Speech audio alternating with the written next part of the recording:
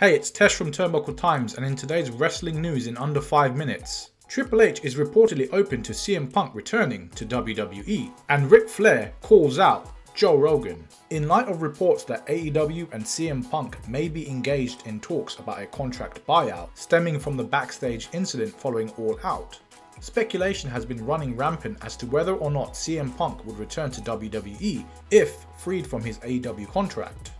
According to Fightful, sources in WWE speaking on Background revealed that the new Triple H regime calling the shots will be open to anything within reason for the right money, creative, and situation.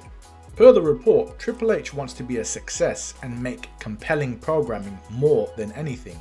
CM Punk being back in WWE is compelling programming, but I can't see it being a full-time deal like what he has in AEW.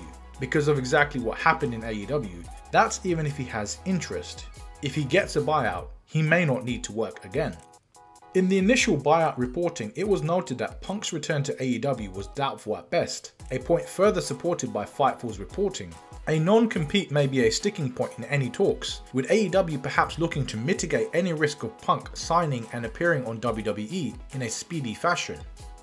Punk walked out of WWE in January 2014 and was later officially fired in June of that same year. Following that, Punk stayed away from the wrestling ring for a period of 7 years until his return to the business in AEW in August of 2021.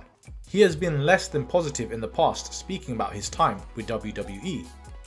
And as for the continued fallout from All Out, Punk's friend and former colleague Ace Steel was just released by AEW.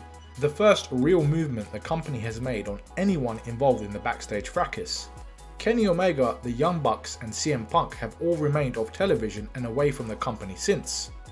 But on this week's AEW Dynamite, the Elite was referenced during a trios contest and a clip of a young CM Punk was used during a Ring of Honor promo package. Ric Flair wrestled his quote-unquote last match earlier this year, but the 73-year-old wants to put Joe Rogan in a figure 4 leg lock. On a recent episode of the Joe Rogan Experience, which featured wrestling superfan Rick Rubin as a guest, the titular host questioned the legitimacy of the figure 4 and stated that it wouldn't be effective in a jiu-jitsu competition. Rogan said, "The move doesn't work. So as someone setting up a figure 4, you're literally giving up an inside heel hook. It's kind of funny in that regard that, you are doing this thing, but this thing in the real world is the worst thing you do." Meanwhile, Flair, who's used the figure 4 leg lock as his finishing maneuver for decades, disagreed with Rogan's comments. He even took to Twitter to send out a challenge to the famous podcaster and UFC commentator.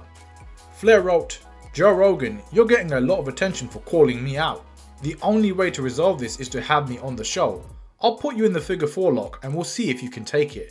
At this time, Rogan hasn't responded to Flair's tweet, so it remains to be seen if he will accept the challenge. Of course, this wouldn't be the first time that his comments about professional wrestling have upset WWE Hall of Famers. In 2018, Mark Henry criticised the podcaster for claiming that wrestling moves are fake as he's never stepped foot in the squared circle. However, Rogan's podcast has featured some wrestlers as guests in the past, including The Undertaker, Diamond Dallas Page, Jake Roberts, and Jesse Ventura, with Taker's appearance particularly being notable as he received criticism for calling the modern WWE product soft.